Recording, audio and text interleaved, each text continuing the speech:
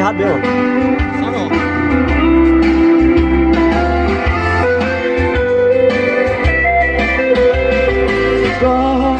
Lại trong số gần nu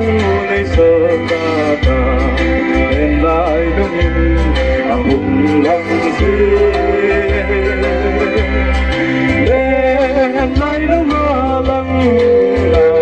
ghê đồn kia thấy chưa gì tài em phải đâu em không có đâu đi tấm số mai nhiều về đầu số mai ôm đừng lại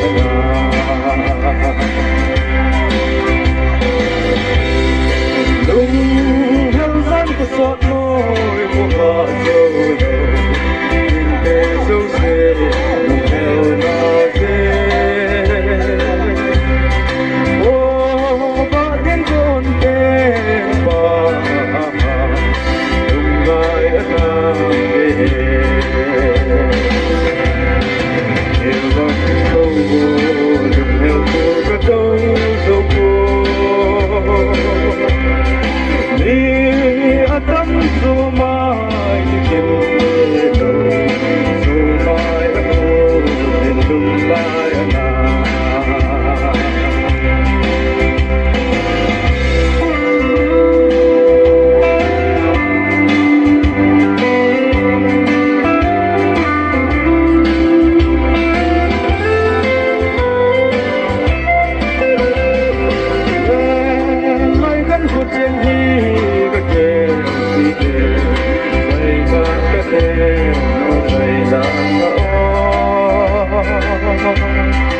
xuống có gió nổi lung cả ghé